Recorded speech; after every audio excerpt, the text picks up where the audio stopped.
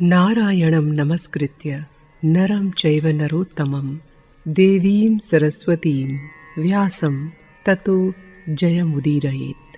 अंतर्यामी नारायण स्वरूप भगवान श्री कृष्ण, उनके नित्य सखा नर रूप अर्जुन, उनकी लीला प्रकट करने वाली भगवती सरस्वती और उसके वक्ता महर्षि वेदव्यास को नमस्कार करके आसुरी संपत्तियों पर विजय प्राप्त करके अंतःकरण को शुद्ध करने वाले महाभारत ग्रंथ का पठन और श्रवण करना चाहिए। उद्योग पर्व में आपने सुना कि किस प्रकार कौरव और पांडवों की सेनाएं कुरुक्षेत्र की ओर प्रस्थान कर चुकी हैं। दोनों ने ही अपने अपने शिविर की स्थापना कर ली है और सेनापति भी नियुक्त कर दिए हैं। वहाँ इतनी सेना इकट्ठी हो गई थी कि कुरुक्षेत्र के सिवा सारी पृथ्वी सूनी लगती थी। सभी वर्णों के लोग वहाँ इकट्ठे हुए थे। हम आज से शुरू कर रहे हैं भीष्म पर्व की कथा।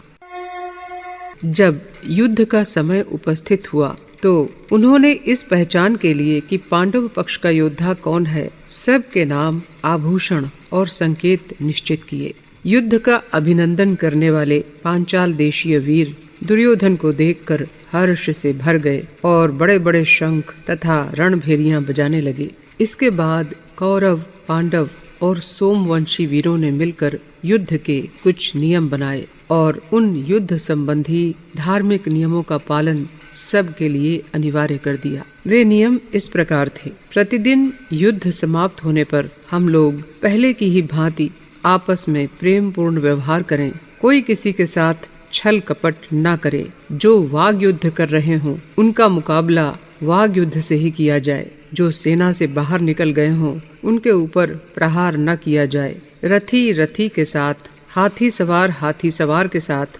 घुड़सवार के साथ और पैदल के साथ ही युद्ध करे। विपक्षी को पुकार कर सावधान करके प्रहार किया जाए। भयभीत पर आघात न किया जाए। जो किसी एक के साथ युद्ध कर रहा हो उस पर कोई दूसरा शस्त्र न छोड़े। जो शरणागत हो या युद्ध छोड़कर भाग रहा हो और निहत्था हो उसका वध न किया जाए। सूत, भार ढोने वाले, शस्त्र पहुंचाने वाले तथा भेरी और शंख बजाने वालों पर भी किसी प्रकार प्रहार न किया जाए। इस प्रकार के नियम बनाकर वे सभी राजा लोग अपने सैनिकों के साथ बहुत प्रसन्न हुए। तब पूर्व और पश्चिम दिशा में आमने सामने खड़ी हुई दोनों ओर की सेनाओं को देखकर भूत, भविष्य और वर्तमान तीनों कालों का ज्ञान रखने वाले भगवान व्यास ने एकांत में बैठे हुए राजा धृतराष्ट्र के पास आकर कहा, राजन, तुम्हारे पुत्रों तथा अन्य राजाओं का काल आ पहुंचा है। वे युद्ध में एक दूसरे का संहार करने को तैयार हैं। यदि तुम इन्हें संग्राम में देखना चाहते हो तो मैं तुम्हें दिव्य दृष्टि प्रदान करता हूँ। इससे तुम वहाँ का युद्ध देख सकोगे। धृतराष्ट्र ने कहा, ब्रह्मर्षि, युद्ध में मैं अपने ही कुटुंब का वध नहीं देखना चाहता, किंतु आपके प्रभाव से युद्ध का पूरा समाचार सुन सकूं, ऐसी कृपा अवश्य कीजिए। तब व्यास ने संजय को दिव्य दृष्टि का वरदान दिया। वे धृतराष्ट्र से बोले, राजन, ये संजय तुम्हें युद्ध का वृत्तांत सुनाएगा। संपूर्ण युद्ध क्षेत्र में कोई भी बात ऐसी नहीं होगी जो इससे छिपी रहे।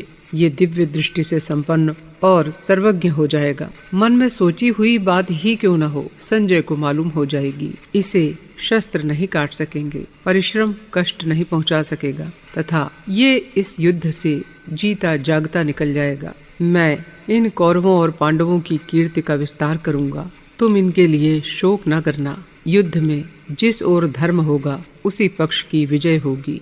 ये कहकर भगवान वेदव्यास चले गए और ये सब सुनकर राजा धृतराष्ट्र विचार मग्न हो गए।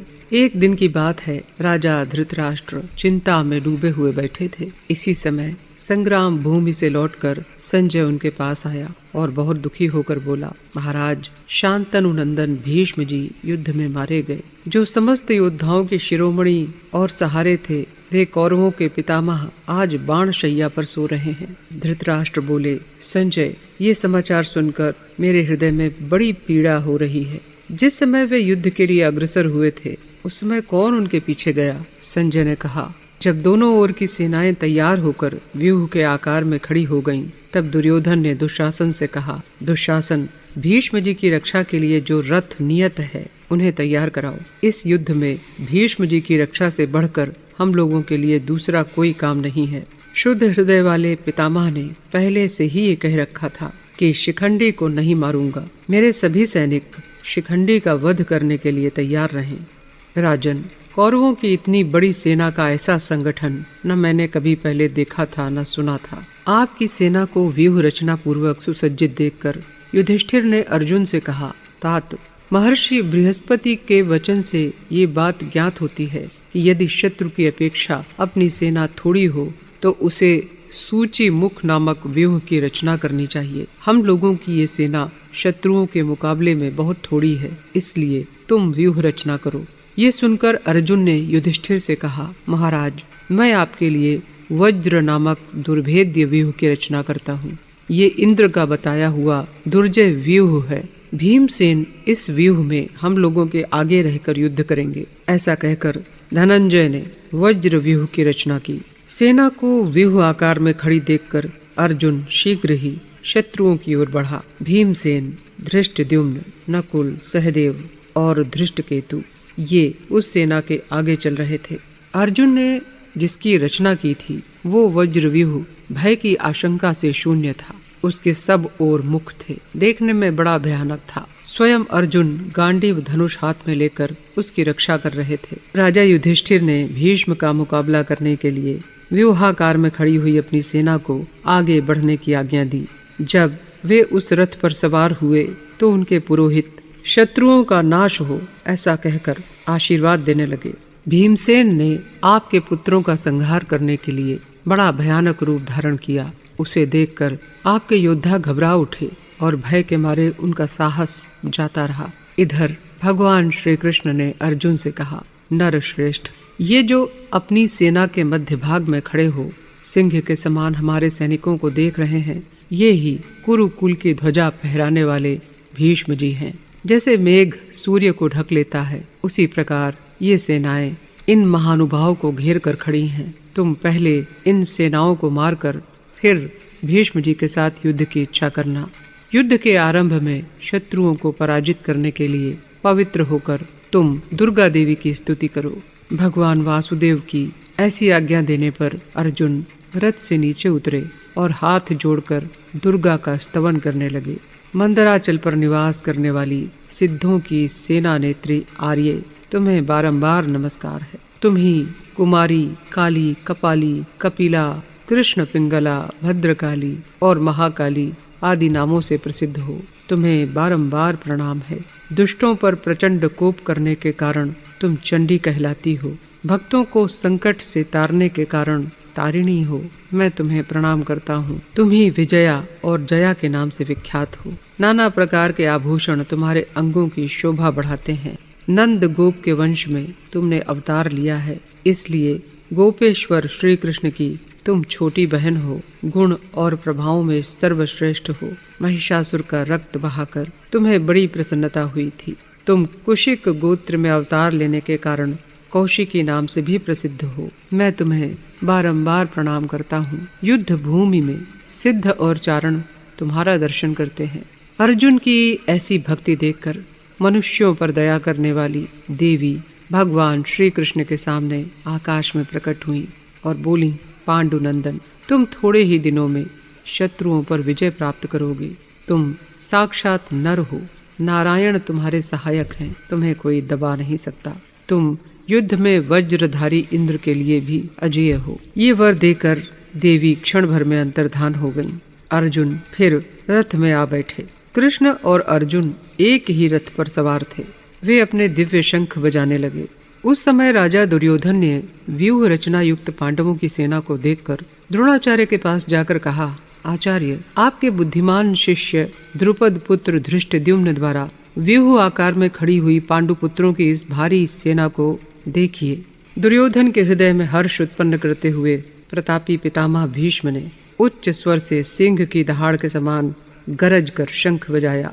इसके बाद शंख और नगाड़े तथा ढोल, मृदंग और नरसिंघे सब एक साथ बज उठे। उनका वो शब्द बड़ा भयंकर हुआ। सफेद घोड़ों से युक्त उत्तम रथ में बैठे श्री कृष्ण और अर्जुन भी अलौकिक शंख बजाने लगे। तभी भीमसेन ने भी पौंड्र नामक महाशंख बजाया। कुंती पुत्र राजा युधिष्ठिर ने अनंत विजय नामक और नकुल तथा सहदेव ने सुघोष और मणिपुष्पक नाम के शंख बजाए। तब अर्जुन ने ऋषिकेश श्री कृष्ण से कहा, अच्युत, मेरे रथ को दोनों सेनाओं के बीच में खड़ा कीजिए और जब तक कि मैं युद्ध क्षेत्र में डटे हुए युद्ध के अभिलाषी इन विपक्षी योद्धाओं को भली भांति न देख लूं, तब तक उसे वहीं खड़ा रखिए। अर्जुन द्वारा इस प्रकार कहे हुए महाराज कृष्ण ने दोनों सेनाओं के बीच में उत्तम रथ को खड़ा करके कहा, पार्थ, युद्ध के लिए जुटे हुए इन कौरवों को देख।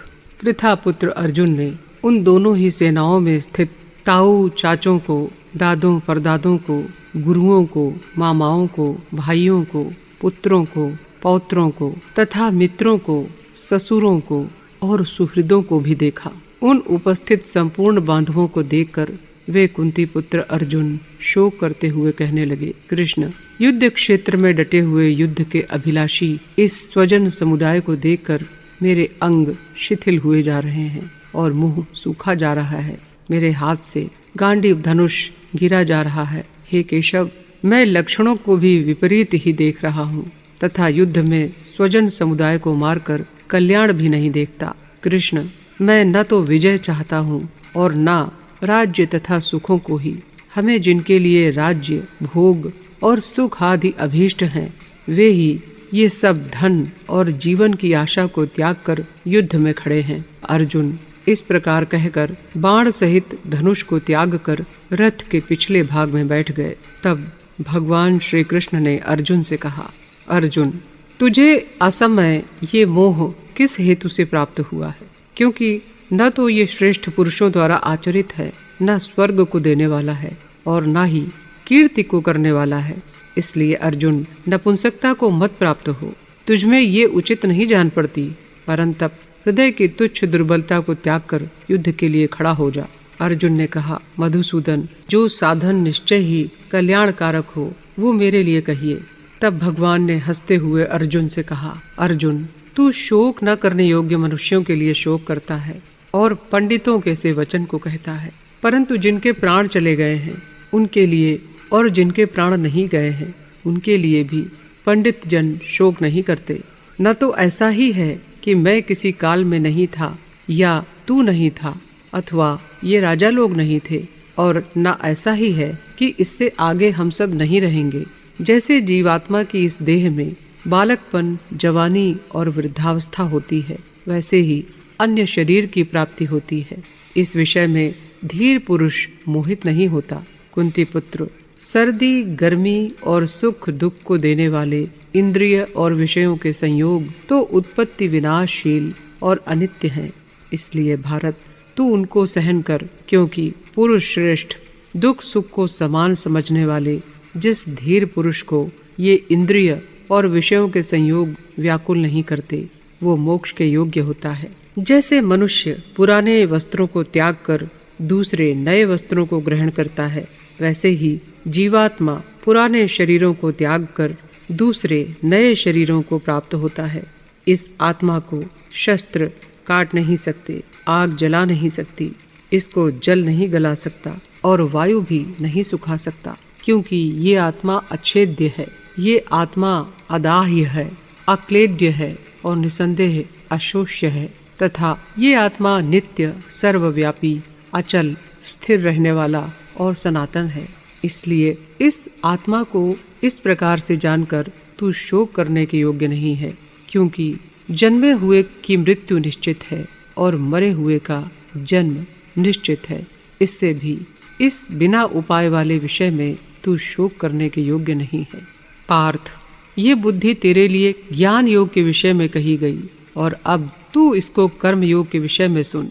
इस कर्म योग के आरंभ का, बीज का नाश नहीं है और उल्टा फल रूप दोष भी नहीं है, बल्कि इस कर्म योग रूप धर्म का थोड़ा सा भी साधन जन्म मृत्यु रूप महान भय से उबार लेता है। अर्जुन, सब वेद तीनों गुणों के कार्य रूप समस्त भोगों और उनके साधनों का प्रतिपादन करने वाले हैं। इसलिए तू उन भोगों और उनके साधनों में आसक्तिहीन, हर्ष शोक आदि द्वंद्वों से रहित, नित्य वस्तु परमात्मा में स्थित, योगक्षेम को न चाहने वाला और जीते हुए मन वाला हो। इस समत्व रूप बुद्धि से जिस काल में तेरी बुद्धि मोह रूप दलदल को भली भांति पार कर जाएगी, उस समय तू सुनी हुई और सुनने में आने वाली इस लोक और परलोक संबंधी सभी बातों से वैराग्य को प्राप्त हो जाएगा। भारत, जब जब धर्म की हानि और अधर्म की वृद्धि होती है, तब तब ही मैं अपने रूप को रचता हूँ। साधु पुरुषों का उद्धार करने के लिए, पाप कर्म करने वालों का विनाश करने के लिए और धर्म की अच्छी तरह से स्थापना करने के लिए मैं हर युग में प्रकट हुआ करता हूँ। अर्जुन, मेरे जन्म और कर्म दिव्य हैं। इस प्रकार जो मनुष्य तत्व से जान लेता है, वो शरीर को त्याग कर फिर जन्म ग्रहण नहीं करता, किंतु मुझे ही प्राप्त होता है। जो भक्त मुझे जिस प्रकार भजते हैं, मैं भी उनको उसी प्रकार भजता हूँ। अर्जुन, मैं अदिति के 12 पुत्रों में विष्णु और ज्योतियों में किरणों वाला सूर्य हूँ, तथा मैं 49 वायु देवताओं का तेज और नक्षत्रों का अधिपति चंद्रमा हूँ। मैं वेदों में सामवेद हूँ, देवों में इंद्र हूँ, इंद्रियों में मन हूँ और भूत प्राणियों की चेतना हूँ। मैं 11 रुद्रों में शंकर हूँ और यक्ष तथा राक्षसों में धन का स्वामी कुबेर हूँ। मैं 8 वसुओं में अग्नि हूँ और शिखर वाले पर्वतों में सुमेरु पर्वत हूँ। पुरोहितों में मैं बृहस्पति हूँ। पार्थ, मैं सेनापतियों में स्कंद और जलाशयों में समुद्र हूँ।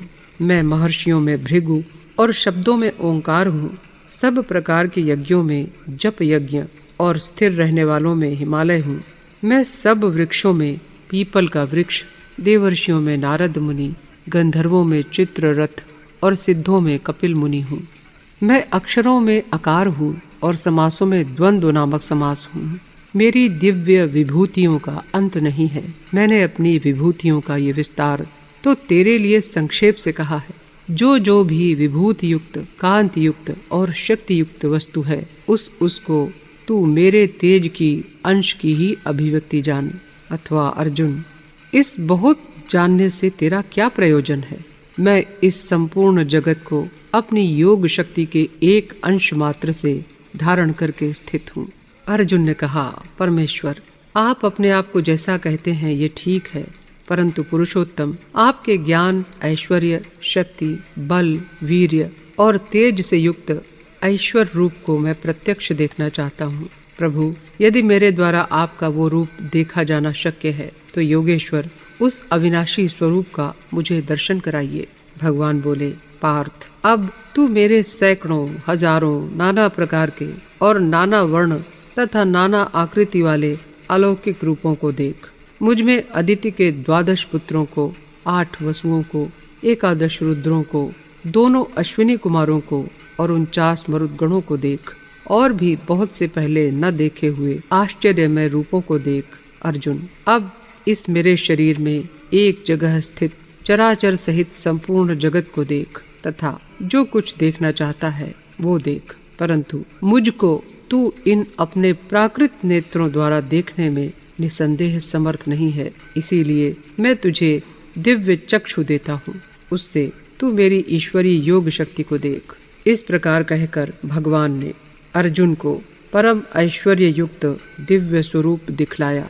अनेक मुख और नेत्रों से युक्त, अनेक अद्भुत दर्शनों वाले, बहुत से दिव्य भूषणों से युक्त, बहुत से दिव्य शस्त्रों को हाथों में उठाए हुए, दिव्य माला और वस्त्रों को धारण किए हुए, दिव्य गंध के सारे शरीर में लेप किए हुए, सब प्रकार आश्चर्यों से युक्त, सीमा रहित और सब ओर मुख किए हुए विराट स्वरूप परम देव परमेश्वर को अर्जुन ने देखा। आकाश में 1000 सूर्यों के एक साथ उदय होने से उत्पन्न जो प्रकाश हो, वो भी उस विश्वरूप परमात्मा के प्रकाश के सदृश कदाचित ही हो सकता है। पांडुपुत्र अर्जुन ने उस समय अनेक प्रकार से विभक्त संपूर्ण जगत को देवों के देव श्री कृष्ण भगवान के उस शरीर में एक जगह स्थित देखा। उसके अनंतर वो आश्चर्य से चकित और पुलकित शरीर अर्जुन प्रकाशमय विश्वरूप परमात्मा को श्रद्धा भक्ति सहित सिर से प्रणाम करके हाथ जोड़कर बोला, अंतर्यामिन, ये योग्य ही है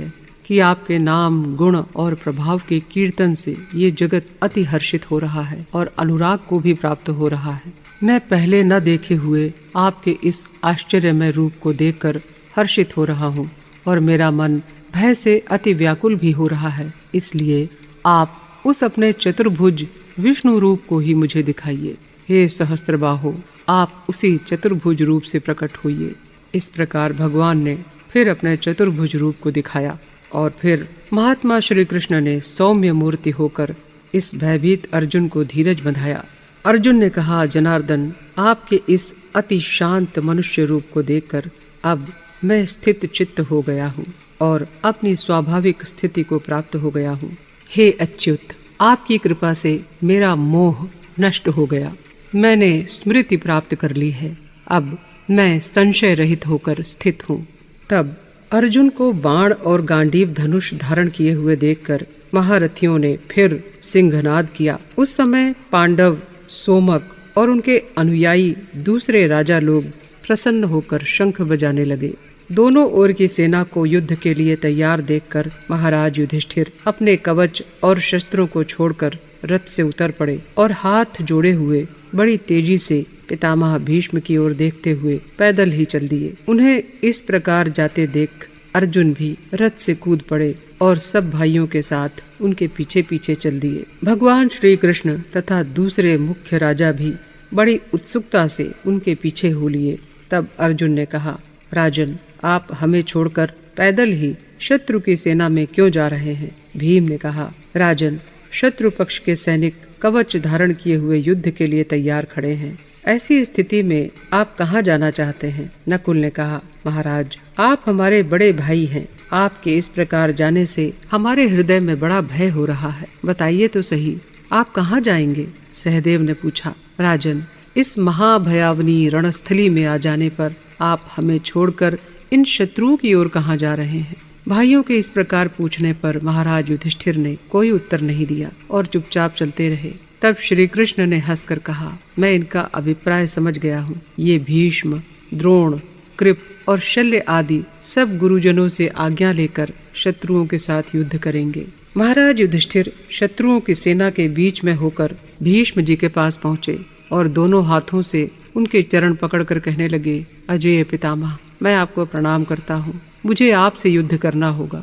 आप मुझे आज्ञा दीजिए और साथ ही आशीर्वाद भी दीजिए। भीष्म ने कहा, यदि इस प्रकार तुम मेरे पास न आते तो मैं तुम्हारी पराजय के लिए तुम्हें श्राप देता, किंतु अब मैं तुम पर बहुत प्रसन्न हूँ। तुम युद्ध करो, तुम्हारी जय होगी। फिर युधिष्ठिर उन्हें प्रणाम करके आचार्य द्रोण के रथ की ओर गए। उन्होंने आचार्य को प्रणाम करके उनकी परिक्रमा की और फिर अपने कल्याण के लिए कहा, भगवान, मुझे आपसे युद्ध करना होगा, इसके लिए मैं आपकी आज्ञा चाहता हूँ। द्रोणाचार्य ने कहा, तुम्हारे इस सम्मान से मैं प्रसन्न हूँ। तुम युद्ध करो, तुम्हारी जय होगी। द्रोणाचार्य को प्रणाम करके युधिष्ठिर आचार्य कृप के पास आए और उन्हें प्रणाम करके उनकी प्रदक्षिणा की और कहने लगे, गुरुजी, मुझे आपसे युद्ध करना होगा, इसके लिए मैं आपसे आज्ञा मांगता हूँ। कृपाचार्य ने कहा, यदि तुम मेरे पास न आते तो मैं तुम्हें पराजय का श्राप देता। कृपाचार्य की बात सुनकर राजा युधिष्ठिर उनकी आज्ञा लेकर मद्रराज शल्य के पास गए और उन्हें प्रणाम करके अपने हित के लिए उनसे कहा, राजन, मुझे आपके साथ युद्ध करना है, इसके लिए मैं आपसे आज्ञा मांगता हूँ। शल्य ने कहा, इस समय तुमने ये मेरे पास आकर मेरा सम्मान किया है, मैं तुमसे प्रसन्न हूँ। तुम्हारी हर इच्छा पूर्ण हो। मद्रराज शल्य से आज्ञा लेकर राजा युधिष्ठिर अपने भाइयों सहित उस विशाल वाहिनी से बाहर आ गए। इसके बाद महाराज युधिष्ठिर ने सेना के बीच में खड़े होकर उच्च स्वर से कहा, जो वीर हमारा साथ देना चाहे, अपनी सहायता के लिए मैं उसका स्वागत करने के लिए तैयार हूँ। ये सुनकर युयुत्सु बड़ा प्रसन्न हुआ। उसने पांडवों की ओर देखकर धर्मराज युधिष्ठिर से कहा, महाराज, यदि आप मेरी सेवा स्वीकार करें तो मैं इस महायुद्ध में आपकी ओर से कौरवों के साथ युद्ध करूंगा। युधिष्ठिर ने कहा, युयुत्सु, आओ आओ, हम सब मिलकर तुम्हारे मूर्ख भाइयों से युद्ध करें। महाबाहो, मैं तुम्हारा स्वागत करता हूँ। तुम हमारी ओर से संग्राम करो। मालूम होता है महाराज धृतराष्ट्र का वंश भी तुम्ही से चलेगा और तुमसे ही उन्हें पिंड मिलेगा। फिर युयुत्सु दुंदुभि घोष के साथ धृतराष्ट्र पुत्रों को छोड़कर पांडवों की सेना में चला आया। तब धर्मराज युधिष्ठिर ने अपने भाइयों सहित पुनः कवच धारण किया और सब लोग अपने अपने रथों पर चढ़ गए। तब भाइयों के सहित दुर्योधन भीष्म को आगे रखकर सेना सहित बढ़ा। इसी प्रकार भीमसेन के नेतृत्व में सब पांडव लोग भी भीष्म से युद्ध करने के लिए प्रसन्नता से आगे आए। भीष्म पर्व की आज की कथा यहीं संपन्न होती है। भीष्म पर्व की अगली कथा के लिए कीजिए अगले अंक का इंतजार। तब तक के लिए नमस्कार।